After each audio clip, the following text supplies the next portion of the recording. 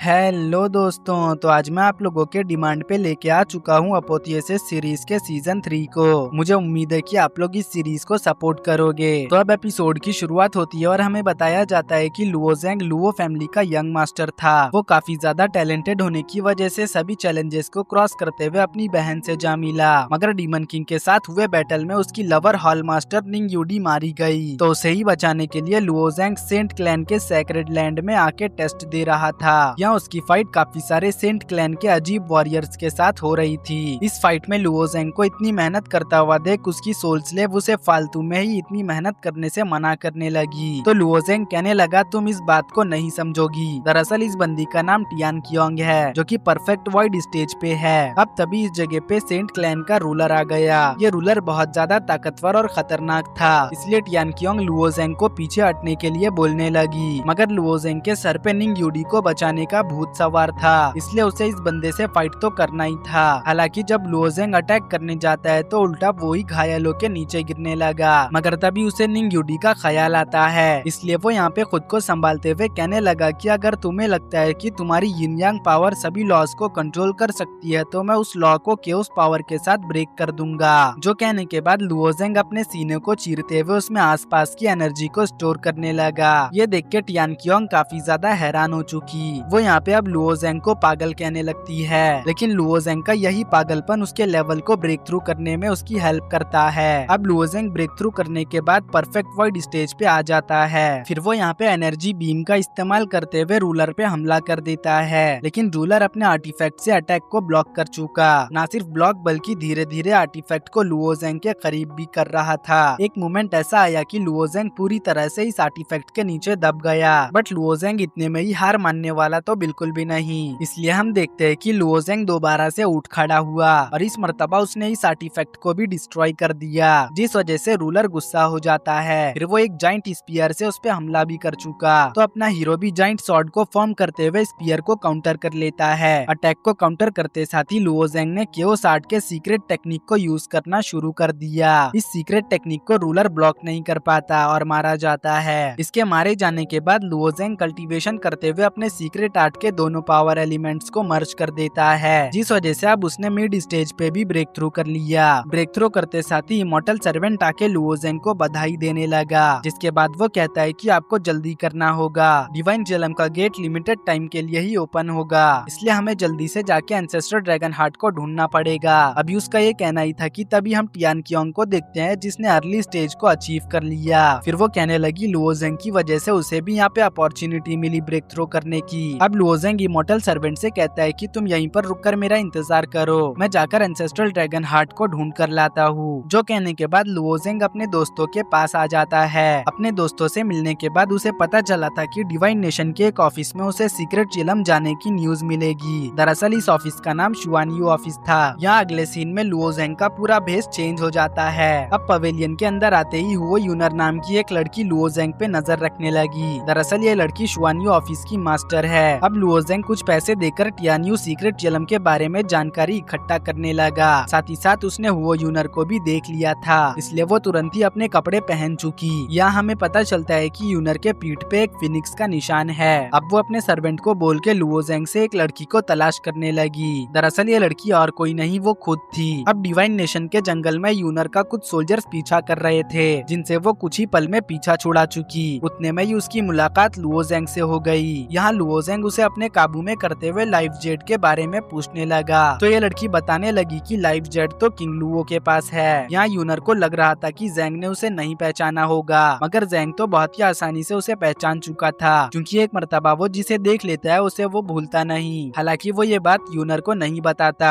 अब वो यूनर को लेके किंग लुओ के मेंशन में आ जाता है ताकि लाइफ जेट को हासिल कर सके। यहाँ काफी सारे सोल्जर्स पहरा दे रहे थे, इसलिए उन्हें अपना हर कदम फूक फूक के रखना होगा। अब इस जगह पे यूनर लुओ ज़ेंग को एक ट्रैप में फंसा देती है। दरअसल वो इस जगह पे पहले भी आ चुकी थी और उसे इस ट्रैप के बारे में पहले से ही पता था। अब लुओ ज़ेंग को फंसाने के बाद वो तुरंत ही लाइफ जेट हासिल करने के लिए भाग निकली, तो लुओ ज़ेंग ने टियान कियोंग को फौरन से उसके पीछे रवाना कर दिया। अब इधर दूसरी तरफ हमें किंग लुओ को दिखाया गया, जो अपने गुलामों के ऊपर चढ़ के डांस कर रही थी। यहाँ उसके गुलाम तो मुश्किल से उसे संभाले हुए थे। किंग लुओ एक डिवाइन सी स्टेज की कल्टीवेटर है, इसलिए इसके हाथ से लाइफ जेट छीनना तो आसान नहीं होने वाला। वाला। अब ये डांस खत्म करके अपने गुलामों से पूछने लगी कि क्या मेरा डांस अच्छा था। तो गुलाम कांपते हुए आवाज में कहने लगा कि हाँ, आपका डांस बहुत ज्यादा अच्छा था। जो सुनते ही किंग लुओ इस गुलाम के ऊपर बैठ गई। फिर वो कहने लगी, अगर अच्छा था तो तुम इतने कांप क्यों रहे हो? तुमने मुझसे झूठ कहा, क्यों मैं सच कह रही हूँ ना। जो सुनते ही गुलाम माफी मांगने लगा, क्योंकि उसे पता था कि अब किंग लुओ उसे नहीं छोड़ेगी। लेकिन माफी मांगने का भी कोई भी फायदा नहीं होता, क्योंकि उतने में ही किंग लुओ उसका काम तमाम करके उसे साइड में फेंक देती है, जिसके बाद वो जाकर अपने सिंहासन पर लेट गई।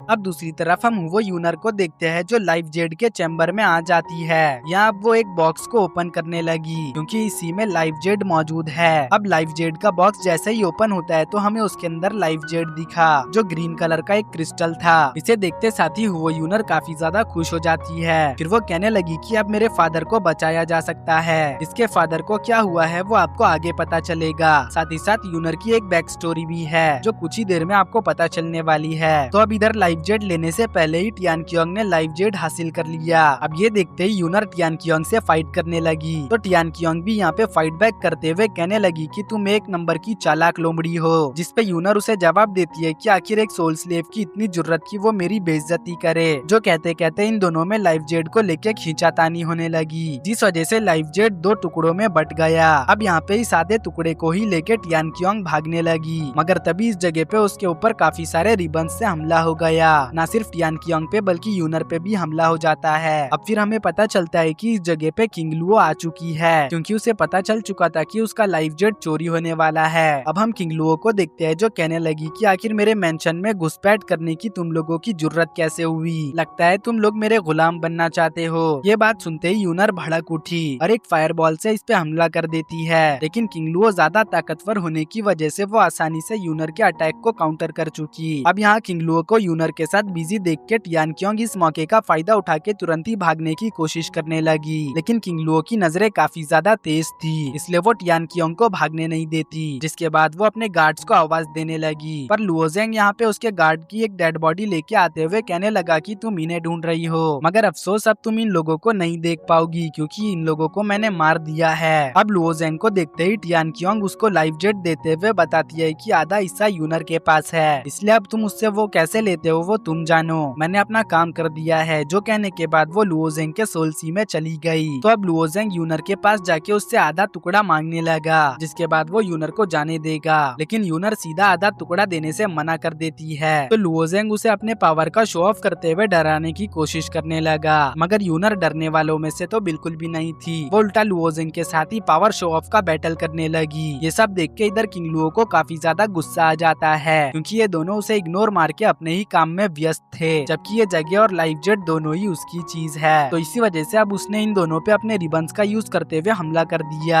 साथ ही साथ वो कह रही थी कि आखिर तुम लोग समझते क्या हो? क्या मैं तुम लोगों को यहाँ पर मौजूद नहीं दिख रही? भला तुम लोगों की हिम्मत कैसे हुई मेरी मौजूदगी में मुझे नजरअंदाज करने की? इन रिबन अटैक्स को इन दोनों ने बहुत ही आसानी से डॉज कर लिया। फिर अब यूनर यहाँ पे अपने फिनिक्स पावर को एक्टिवेट कर लेती है, जिस वजह से उसका लुक चेंज होने के साथ साथ उसका लेवल भी अपग्रेड हो गया। साथ ही साथ उसके पास एक बो भी आ जाता है, तो वो इस बो के अटैक को रेडी करने लगी। अब इस बो को देखते साथ ही किंग लुओ इसे पहचान गई और कहने लगी कि ये तो क्रिम्सन फेदर बो है, लगता है तुम फॉलन टियानफेंग एम्पायर की रॉयल ब्लड लाइन हो। अभी उसका ये कहना ही था कि तभी उस पे अटैक हो चुका। एक फायर फिनिक्स बहुत ही तेजी से उसे मारने आ रही थी, लेकिन किंग लुओ बहुत ही आसानी से अटैक को ब्लॉक कर लेती है और कहने लगती है कि ये सब ट्रिक मेरे सामने बिल्कुल भी काम नहीं आने वाली, इसलिए अब तुम मेरा गुलाम बनने के लिए तैयार हो जाओ। जो कहने के बाद वो तुरंत ही अपने रिबन्स का इस्तेमाल करते हुए यूनर पे अटैक कर देती है। तो यूनर को समझ आ चुका था कि वो अकेले इसका मुकाबला नहीं कर पाएगी, इसलिए वो तुरंत ही लुओजेंग को आवाज लगाते हुए किंग लुओ को मारने को कहती है, क्योंकि शुआनियो ऑफिस से इंफॉर्मेशन लेने के बदले शुआनियो ऑफिस का एक काम भी करना पड़ता है। तो इसलिए अब लुओजेंग ने यहाँ पे तुरंत ही यूनर को ज्वाइन कर लिया ताकि वो किंग लुओ को मार सके। लेकिन किंग लुओ तुरंत ही यहाँ पे डांस करते हुए इन दोनों के अटैक्स को डॉज करने लगी। डॉज करते हुए वो यहाँ पे लुओजेंग और यूनर को अपने डोमेन में ट्रैप कर लेती है। फिर कहने लगती है कि तुम्हारे पास अब बस दो ऑप्शंस है, पहला तो ये कि मेरा गुलाम बन जाओ और दूसरा ये कि धीरे धीरे अपने लाइफ एसेंस को गवाते हुए मारे जाओ। तो इसी के साथ लुओ ज़ेंग के चारों तरफ ब्यूटीफुल ब्यूटीफुल लड़कियां आ गई जो लुओ ज़ेंग के माइंड को करप्ट करते हुए उसे रिझाने की कोशिश कर रही थी। इस बात को यहाँ पे लुओ ज़ेंग ने भी महसूस कर लिया था क्योंकि उसका माइंड यहाँ पे डिस्टर्ब होता जा रहा है। दूसरी तरफ किंग लुओ ने यूनर को कैद कर लिया था, साथ ही साथ वो यहाँ पे उसके ऊपर काफी सारे कोड़े भी बरसा रही थी, जिस वजह से यूनर काफी ज्यादा तकलीफ में है, मगर इतने सारे पेन को भी वो बिना झुके सह ले रही थी। इस बात से ही आप अंदाजा लगा सकते हो कि ये लड़की कितनी ज्यादा मजबूत है। फिर अब किंग लुओ यूनर के पीठ पे बने हुए निशान को आके चेक करती है, जिसके बाद वो कहने लगी कि अच्छा तो ये तुम हो, यानफेंग एम्पायर के एम्परर की बेटी। लगता है तुम वो दिन भूल रही हो जब मैंने तुम्हारी माँ को मारा था और तुम भाग रही थी। खैर उस वक्त मैंने तुम पर भी अटैक किया था, मुझे लग रहा था कि तुम अब तक मारी जा चुकी होगी, मगर अब पता चल रहा है कि इस निशान की वजह से तुम जिंदा बच गई। अब वो यहाँ पे यूनर से कहने लगी कि अब मैं तुम्हारे फिनिक्स ब्लड लाइन को निकालने वाली हूँ क्योंकि इससे मैं हमेशा के लिए जवान बन सकती हूँ। फिर मैं तुम्हें अपना सोल स्लेव बनाते हुए तुम्हारी जिंदगी झंड कर दूंगी। मैंने एक मर्तबा तुम्हारे बाप से फिनिक्स ब्लड मांगने की कोशिश की थी, मगर उसने मुझे देने से इनकार कर दिया, मगर आज देखो आज उसकी बेटी ही मेरे हाथों में है। जो कहने के बाद वो उसकी बॉडी से फिनिक्स ब्लड को निकालने जाने लगी। ये सब टियान कियांग भी यहाँ पे देख रही थी और वो किंग लुओ के सोल स्लेव वाली बात से थोड़ा अपसेट दिख रही थी। फिर वो लुओ ज़ेंग को काफी सारे थप्पड़े मारते हुए कहने लगी कि तुम भी मुझे यूज करके फेंकना चाहते हो, क्यों मैं सही कह रही हूँ ना? दरअसल टियान कियांग भी एक सोल स्लेव है और कहीं ना कहीं किंग लुओ की बात से वो अफेक्ट हुई है। अब तभी लुओ ज़ेंग टियान कियांग के थप्पड़ को रोकते हुए कहने लगा कि आखिर तुम ये क्या कर रही हो? तो टियान कियांग जवाब देती है कि जाकर तुम जल्दी से इस यूनर की बच्ची को बचाओ वरना वो मारी जाएगी। जो सुनते ही लुओ ज़ेंग अपने केओस पावर का इस्तेमाल करते हुए चुपके से यूनर के सोल सी में आ जाता है। फिर वो यूनर से कहने लगा कि मुझे समझ नहीं आ रहा कि तुम अपने ट्रम्प कार्ड को यूज क्यों नहीं कर रही, शायद तुम यहाँ पे मरना चाहती हो। जिसपे वो जवाब देती है कि ये तो तुम्हारे लिए ही अच्छा है, मेरे मरने के बाद तुम्हें वो लाइफ जेट आसानी से मिल जाएगा। जिसपे लुओ ज़ेंग कहने लगा कि मुझे लाइफ जेट तो चाहिए मगर इस तरह से बिल्कुल भी नहीं। जो अभी उसका ये कहना ही था कि तभी यूनर को तकलीफ होने लगी क्योंकि किंग लुओ उसके ब्लड को निकाल रही थी। जो देखते साथ ही अब यूनर लुओ ज़ेंग को एक ऑफर देती है और वो ये था कि लाइफ जेट ज़ेंग को तो मिल जाएगा मगर उससे पहले उसे किंग लुओ को मारना पड़ेगा। जो बात सुनते साथ ही बाहर की तरफ लुओ ज़ेंग अपने मायरियाड माइलिक ऑफ लाइफ टेक्निक को एक्टिवेट कर लेता है, जिस वजह से अब उसके पास एक हाफ मून वेपन आ चुका, जिस वेपन से लुओ ज़ेंग बिना देरी किए हुए किंग लुओ पे अटैक कर देता है। इस अटैक को किंग लुओ हल्के में ले रही थी इसलिए वो घायल होकर पीछे जा गिरी, लेकिन तभी वो दोबारा से और ज्यादा खतरनाक तरीके से उठ खड़ी हुई। जो देख के यूनर और लुओ ज़ेंग एक साथ मिलकर अटैक करने का फैसला करते हैं। अब इन दोनों ने यहाँ पे अपने ड्रैगन और फिनिक्स को एक्टिवेट कर लिया। फिर वो एक साथ किंग लुओ पे हमला करने जाने लगे तो किंग लुओ भी इनके अटैक को ब्लॉक करने के लिए अपने ढेर सारे रिबिन्स को रिलीज कर चुकी। ये सीन देखने में वाकई में बहुत ज्यादा टेरिफाइंग और कूल था। दोस्तों सच कहूँ तो इस सीरीज की एनिमेशन और ग्राफिक क्वालिटी टॉप नॉच है। मुझे उम्मीद है कि आप लोगों को एक्सप्लेनेशन वीडियो पसंद आ रही होगी। अगर पसंद आ रही है तो जल्दी से जाके वीडियो को लाइक करो। साथ ही साथ अगर आप इंटरेस्टेड हो तो डिस्क्रिप्शन में दिए हुए लिंक से जाके मेरे व्हाट्सएप चैनल को भी फॉलो कर सकते हो। तो अब इधर इन दोनों के अटैक्स आपस में टकराने की वजह से एक ब्लास्ट हुआ, लेकिन इसका भी किंग लुओ पे ज्यादा इफेक्ट नहीं होता। उल्टा वो तुरंत ही अपने रिबन्स को अटैक करने के लिए भेज देती है, लेकिन यूनर और लुओ ज़ेंग बहुत ही तेजी से मूव करते हुए सभी रिबन्स को काट देते हैं। जिसके बाद लुओ ज़ेंग यूनर से कहता है कि वो उसे कवर करे। जो कहने के बाद लुओ ज़ेंग अपने केओस आर्ट का यूज करते हुए बहुत ही तेजी से किंग लुओ पे अटैक कर देता है। वहीं पीछे की ओर से यूनर लुओ ज़ेंग को असिस्ट कर रही थी। फिर अब इधर लुओ ज़ेंग के अटैक की वजह से किंग लुओ को काफी ज्यादा गुस्सा आ गया, तो इसी वजह से अब वो तुरंत ही यहाँ पे यूनर और ज़ेंग के ट्रू एसेंस को ड्रेन करने लगती है। ये देखते ही टियान कियांग लुओ ज़ेंग को लाइफ जेट लेके भागने को बोलने लगी, लेकिन लुओ ज़ेंग कहता है कि उसने प्रॉमिस किया है कि वो किंग लुओ को मारेगा, इसलिए वो उसे मारे बगैर नहीं जाएगा। जो कहने के बाद लुओ ज़ेंग यहाँ पे अपने ट्रू एसेंस को ट्रांसफॉर्म करने बैठ गया। इसी बीच किंग लुओ ज़ेंग पे अटैक करने जाने लगी, लेकिन टियान कियांग बीच में आके ज़ेंग को बचा लेती है। वो अब यहाँ पे ज़ेंग के लिए टाइम बाय करने लगी।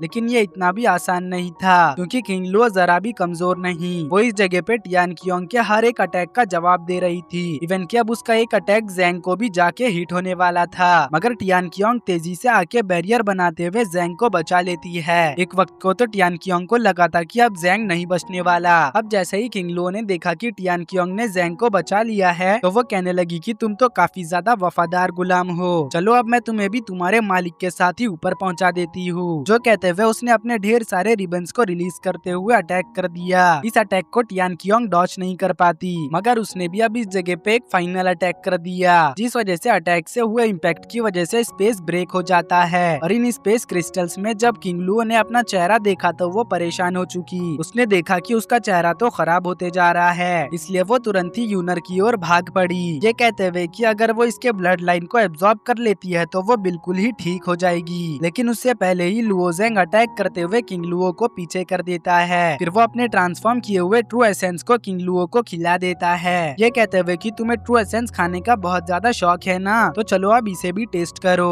अब ज़ैंग का ट्रू एसेंस किंग लुओ के दिल के अंदर चला गया, जिसके बाद ज़ैंग ने उसमें मौजूद अपने केओस पावर को एक्टिवेट कर दिया, जिस कारण किंग लुओ का दिल ब्लास्ट होकर डैमेज हो जाता है। और अब किंग लुओ यहाँ पे अपनी आखिरी सांसें लेते हुए पागल हो चुकी थी। वो कहने लगी कि मेरे साथ ऐसा नहीं हो सकता, मैं जिंदा बच सकती हूँ अगर मैं एम्परर यू के पास पहुँच गई तो। जो कहते हुए वो जाने लगी, लेकिन उतने में यूनर उससे अपने मदर की मौत का बदला लेने आ गई। वो किंग लुओ का गला भी बिल्कुल उसी स्टाइल में काटती है जिस स्टाइल में किंग लुओ ने यूनर की मदर का गला काटा था। अब इंतकाम ले लेने के बाद यूनर अपने पेरेंट्स को याद करते हुए इमोशनल हो गई। अभी लुओ ज़ैंग लाइफ जेट के लिए आ जाता है, तो यूनर लाइफ जेट को निकाल चुकी, लेकिन वो लाइफ जेट देने से इनकार कर देती है। अब वो बताने लगी कि मेरे फादर टियानयू सीक्रेट रियलम में कैद है, इसलिए मुझे उन्हें आजाद करने के लिए इस जेट की जरूरत है, जिसके बाद तुम इस जेट को ले लेना। अब ये सुनते ही लुओ ज़ैंग भी बताने लगा कि उसे भी सीक्रेट रियलम जाना है, ताकि वो वहाँ से एंसेस्ट्रल ड्रैगन हार्ट को हासिल कर सके। जो सुनते ही यूनर कहने लगी अगर ऐसा है तो क्यों ना हम दोनों साथ में वहाँ पे जाए। तो लुओ ज़ैंग कहने लगा देखो मैं बार बार तुम्हें बचा नहीं सकता, इसलिए वहाँ तुम्हें खुद का ध्यान खुद से रखना होगा। जो सुनते ही यूनर थोड़ा सा उसके साथ मजाक करते हुए कहने लगी कि ये तो देखा जाएगा कि कौन किसकी मदद करता है। अब ये बात सुनते ही लुओ ज़ैंग सीक्रेट रियलम के लिए चला गया,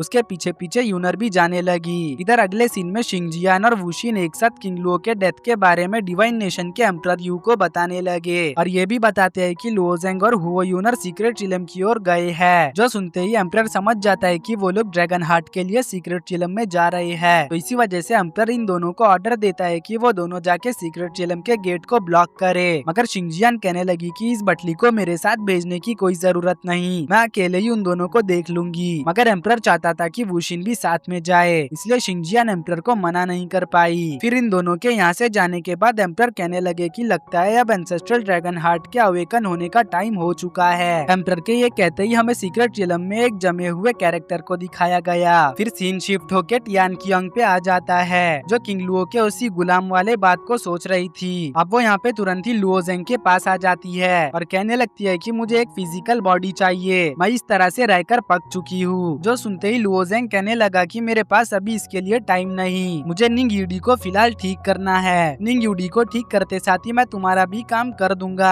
खैर वैसे भी बॉडी ढूंढने में वक्त जाएगा, तो इसलिए थोड़ा सा सब्र रखो। तो टियान कियोंग यूनर की ओर इशारा करते हुए कहने लगे हमारे पास रेडीमेड बॉडी मौजूद है, बस यहाँ पे उस बॉडी को मेरा बनाने के लिए तुम्हें मेरी हेल्प करनी होगी। अब ये बात सुनते ही लुओ ज़ैंग कहने लगा कि खबरदार इस बारे में सोचना भी मत, मैं कभी भी अपने लोगों पे वार नहीं करता। जो सुनते ही टियान कियोंग नाराज होते हुए यूनर की ओर जाने लगी। अब ये देखते ही लुओ ज़ैंग उससे कहता है कि अभी सब्र रखो, बाद में मैं खुद तुम्हारे लिए एक परफेक्ट बॉडी का इंतजाम करूंगा। जो सुन के भी टियान कियोंग जरा भी खुश नजर नहीं आ रही थी, जिस बात को लुओ ज़ैंग ने भी महसूस कर लिया था। मगर उतने में ही उसे बैकलैश मिलते हुए वो बेहोश होकर नीचे गिरने लगा, तो टियान कियोंग उसे संभालने जाने लगी, लेकिन उससे पहले ही यूनर ज़ैंग को थाम चुकी, जो देख के टियान कियोंग को जलन होने लगती है। अब ये सभी अगले सीन में यूनर के ट्रेजर स्पॉट पे आ चुके थे। दरअसल इस जगह पे स्पिरिचुअल एनर्जी का फ्लो ज्यादा था। यहाँ लुओ ज़ैंग कल्टीवेशन करते हुए अपने केओस आर्ट को बैलेंस करने लगा, और इसी मौके का फायदा उठा के टियान कियोंग यूनर के पास आ गई। तो यूनर पूछने लगी कि क्या तुम्हें कुछ चाहिए, जिसपे वो उसके पास जाकर उसे अजीब तरह से टच करते हुए कहने लगी कि हाँ चाहिए ना, मुझे तुम्हारी खूबसूरती का राज जानना है, क्योंकि तुम्हारी खूबसूरती मुझे भी दीवाना कर रही है। जो सुनते ही यूनर शर्माने लगती है, लेकिन तभी वो कहने लगी कि वैसे मैं ये कहना चाहती हूँ कि लुओ लुओजेंग के करीब जाने की कोशिश भी मत करना, अगर गई तो तुम्हारे लिए बिल्कुल भी अच्छा नहीं होगा। जो सुनते ही वो कहने लगी, नहीं तुम गलत समझ रही हो, मैं ऐसा कुछ भी नहीं चाहती,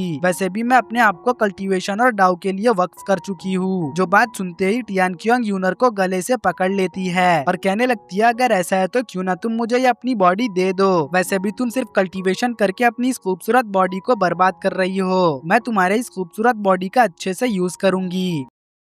उसके ये कहते साथ ही यूनर ने एक एनर्जी रिलीज करते हुए उसे पीछे धकेल दिया। फिर वो कहने लगी, तुम बस एक सोल स्लेव हो, तो आखिर तुम्हारी हिम्मत कैसे हुई मेरी बॉडी पे हाथ डालने की। तो टियान क्योंग कहने लगी, शुक्र मनाओ कि मेरी तुम पर नजर गई, वरना भला एक फॉलन नेशन की प्रिंसेस को कौन ही पूछता। जो सुनते ही यूनर का पारा गर्म हो जाता है और ये दोनों अब यहाँ पे फाइट करने लगे। इन दोनों की फाइट को देख के ऐसा लग रहा था कि जैसे कि अब इन दोनों में से कोई एक ही जिंदा बचेगा। ये दोनों यहाँ पे एक सौतन की तरह लड़ रही थी, लेकिन सही वक्त पे आके लुओजेंग ने इन दोनों को रोक दिया। फिर वो टियान क्योंग से कहने लगा कि मैंने कहा था ना कि तुम्हारे लिए मैं एक बॉडी जरूर बनाऊंगा, तो फिर भला आखिर ये सब करने का क्या मतलब। जो सुनते साथ ही टियान क्योंग कहने लगी, अगर तुम अभी मेरे लिए बॉडी का इंतजाम नहीं कर सकते तो मुझे आजाद कर दो। ये बात सुनते साथ ही टियान क्योंग कोई भी जवाब नहीं देता, तो वो कहने लगी, अच्छा मैं समझ गई, तुम मुझे बस गुलाम बनाकर रखना चाहते हो। जो कहने के बाद वो यहाँ से चली गई। अब इधर लुओजेंग को भी समझ नहीं आ रहा था कि आखिर उसने टियान क्योंग को आजाद क्यों नहीं किया। तो यूनर लुओजेंग से कहने लगी कि कहीं ऐसा तो नहीं कि टियान क्योंग के लिए तुम्हारे दिल में फीलिंग्स है। ये सुनते ही लुओजेंग फौरन ही जवाब देता है कि ऐसा कुछ भी नहीं है, टियान क्योंग पहले बहुत सारे बुरे काम कर चुकी है, इसलिए अगर मैंने उसे अभी आजाद कर दिया तो वो लोगों को चोट पहुंचा सकती है। तो यूनर कहने लगी, अच्छा ये बात है। अब इससे पहले कि यूनर और भी कुछ कह पाती, लुओजेंग उसे आधा लाइफ जेड दे देता है। तो इसी वजह से अब वो इस आधे जेड को अपने आधे जेड के साथ मर्ज करते हुए कंप्लीट कर देती है। फिर वो कहने लगती है कि सीक्रेट रियलम में जाने के रास्ते में एक पॉइजन मियाज़मा है, जिसे सिर्फ डिवाइन सी रियलम के कल्टीवेटर्स ही क्रॉस कर सकते हैं। अगर कोई डिवाइन सी रियलम में नहीं है तो उसे इस तरह के जेड का यूज करना होगा। उसके ये कहते साथ ही हम नेक्स्ट सीन में इन सभी को पॉइजन मियाज़मा को क्रॉस करते हुए सीक्रेट रियलम के गेट के पास आते हुए देखते हैं। अब इससे पहले कि सीक्रेट रियलम में ये लोग जा पाते, उसी वक्त इन पे शिंगजियान हमला कर देती है। अब शिंगजियान के साथ यहाँ पे वुशिन भी आ जाती है। वुशिन को देखते साथ ही लुओजेंग उसे पहचान लेता है, इस वजह से वो कहने लगता है कि अरे बटली ये तो तुम हो। अब ये बात सुनते साथ ही शिंगजियान हंसने लगी। उतने में यूनर को कुछ होने लगता है। दरअसल इस जगह पे शिंगजियान ने अपने डोमेन को फैला कर रखा है, जिस वजह से डोमेन इनकी पावर्स को बहुत ही तेजी से खींच रहा है। जो देखते ही टियान क्योंग उसका मजाक उड़ाने लगी और कहने लगी, तुम तो एक नंबर की डरपोक हो। उसी वक्त वुशिन अपने ब्रश का यूज करते हुए लुओजेंग के ऊपर हमला कर देती है, लेकिन जेंग इस अटैक को बहुत ही आसानी से ब्लॉक कर लेता है। फिर वो इन दोनों लड़कियों को दुश्मनों का मुकाबला करने का बोल के खुद डोमेन के वीक स्पॉट को ढूंढने लग जाता है। अब इधर एक जाइंट स्वॉर्ड से शिंगजियान यूनर पे हमला कर चुकी, तो यूनर ने भी अपने काउंटर में फिनिक्स अटैक को रिलीज कर दिया। वहीं दूसरी तरफ टियान क्योंग और वुशिन भी इसी तरह से फाइट कर रहे थे। अब हम लुओजेंग को देखते हैं, जो अभी भी वीक स्पॉट को ही तलाश कर रहा था। डोमेन का वीक स्पॉट मिलते साथ ही लुओजेंग उसकी ओर जाने लगा, लेकिन ये चीज वुशिन देख लेती है, इसलिए वो यहाँ पे टियान क्योंग को साइड करते हुए सीधा लुओजेंग की ओर दौड़ पड़ी। मगर टियान क्योंग अभी भी उसका रास्ता रोक रही थी। उतने में ही लुओजेंग ने भी अब यहाँ पे इस पर अटैक कर दिया। अब ये देखते साथ ही वुशिन टियान क्योंग को टारगेट बनाने लगी। वो समझ जाती है कि अगर लुओजेंग को रोकना है तो उसकी सोल स्लेव को पहले रोकना होगा। अब वो यहाँ पे काफी सारे चैनों का यूज करते हुए टियान क्योंग को कैद कर लेती है। फिर वो लुओजेंग से कहने लगी कि चलो तुम्हारी प्यारी सोल स्लेव को जरा तमीज सिखाया जाए। जो सुनते साथ ही लुओजेंग तेजी से टियान क्योंग की ओर जाने लगा, मगर वुशिन शिंगजियान को बोल के लुओजेंग को एक शॉर्ट फॉर्मेशन में ट्रैप करवा देती है। फिर वो टियान क्योंग को अपने सोल सी में लेके आ चुकी, जहाँ वो टियान क्योंग पे प्रेशर डालते हुए अपने सामने सबमिट करने पे मजबूर करने लगी। लेकिन टियान क्योंग यहाँ पे अपनी असली ताकत को शो करते हुए सबमिट करने से इनकार कर देती है। अब ये सीन देखते ही वुशिन तो हैरान हो जाती है और पूछने लगती है कि भला तुम अपनी स्ट्रेंथ यहाँ पे कब से क्यों छुपा रही थी, जिसपे वो जवाब देती है कि वो सिर्फ स्ट्रेंथ ही नहीं बल्कि और भी बहुत कुछ छुपा रही है। तो वुशिन पूछने लगी, इस बारे में लुओजेंग को पता है? अब इस बात पर वो कोई भी जवाब नहीं देती, तो वुशिन समझ जाती है कि लुओजेंग को इस बारे में नहीं पता, इसलिए वो कहने लगी, आखिर इस लुओजेंग में रखा ही क्या है, तुम मेरे साथ मिलके काम क्यों नहीं करती। उसके इसी बात के साथ हमारा सीन शिफ्ट होके लुओजेंग पे पे आया जो एक मॉन्स्टर के पेट में फंसा हुआ था, लेकिन वो इससे बाहर निकलने के लिए कोशिश भी कर रहा था, ये सोचते हुए कि बाहर से टियान क्योंग भले ही उसकी सोल स्लेव है मगर वो उसके दोस्तों से बिल्कुल भी कम नहीं, इसलिए वो उसे अकेला नहीं छोड़ेगा। इधर बाहर की ओर यूनर शिंगजियान पे अपने बो एंड एरो से हमला करते हुए उसे भटकाने की कोशिश करने लगी। हालांकि वो यहाँ पे शिंगजियान को भटकाने में कामयाब तो हो गई थी मगर वो भी यहाँ पे शिंगजियान के शॉर्ट पॉइंट पे आ जाती है। मगर तभी लुओजेंग मॉन्स्टर के पेट से बड़े ही धमाकेदार स्टाइल में बाहर आ गया, जो देखते ही शिंगजियान लुओजेंग पे अब एक बहुत ही खतरनाक अटैक कर देती है। यह अटैक अब तक का उसका सबसे ज्यादा ताकतवर अटैक था, लेकिन ये अटैक भी लुओजेंग का कुछ नहीं बिगाड़ पाता। उल्टा लुओजेंग इस अटैक को काउंटर करते हुए डिस्ट्रॉय कर देता है, जिस वजह से शिंगजियान तो काफी ज्यादा हैरान हो गई, क्योंकि आज से पहले किसी ने भी उसे इस तरह की टक्कर नहीं दी थी। फिर लुओजेंग ने डोमेन के वीक स्पॉट पे अटैक करते हुए उसे भी ब्रेक कर दिया। तब तक टियान क्योंग वुशिन के सोल सी से बाहर आ चुकी थी। अब यहाँ पे वुशिन ने देखा कि डोमेन ब्रेक हो गया है तो वो कहने लगी कि शिंगजियान तो एक नंबर की निकम्मी है, वो लुओजेंग को भी संभाल नहीं पाई। जो कहते हुए वो टियान क्योंग से कहने लगी मेरे ऑफर के बारे में जरूर सोचना। अभी उसका ये कहना ही था कि तभी लुओजेंग इसी तरह आने लगा। ये देखते साथ ही वुशिन टियान क्योंग पे अटैक करने जाने लगी, लेकिन लुओजेंग ने बीच में आते हुए टियान क्योंग को बचा लिया और अब वो बड़े ही प्यार से टियान क्योंग से कहने लगा कि बाकी की चीजें अब तुम मुझ पर छोड़ दो। जो अभी उसका ये कहना ही था कि तभी शिंगजियान उसके ऊपर अटैक करने लगी, ये कहते हुए कि डोमेन ब्रेक करने का ये बिल्कुल भी मतलब नहीं है कि तुम जिंदा बच जाओगे। जो देखते ही लुओजेंग सोचने लगा कि उसकी बॉडी में अब बहुत कम पावर बची है, इसलिए वो इन दोनों डिवाइन सी रियलम के कल्टीवेटर्स का मुकाबला एक साथ नहीं कर सकता। मगर जो शिंगजियान की फ्लेम है वो मेरी बॉडी को टेम्पर कर सकती है, इसलिए मुझे पहले उसे देखना चाहिए। जो कहते साथ ही वो अपने ड्रैगन पावर को एक्टिवेट करते हुए सीधा शिंगजियान से लड़ने चला गया। तो शिंगजियान उससे फाइट करते हुए पूछने लगी कि भला तुम्हें ऐसा क्यों लगता है कि तुम मुझे मार सकते हो। तो लुओजेंग जवाब देता है कि वो इसलिए क्योंकि मैंने पहले भी तुम जैसे डिवाइन सी रियलम के कल्टीवेटर्स को मारा है। अब ड्रैगन पावर की वजह से सीक्रेट रियलम में मौजूद लड़की अवेकन हो गई और वो कहने लगी कि तुम फाइनली आ गए। जो कहने के बाद वो यहाँ पे मौजूद पत्थर में तब्दील मॉन्स्टर्स को जगाने लगी। इधर बाहर की तरफ लुओजेंग ने सेंस किया कि कुछ बहुत ही तेजी से उन्हीं की तरफ बढ़ रहा है, इसलिए वो यहाँ पे परेशान होने लगा।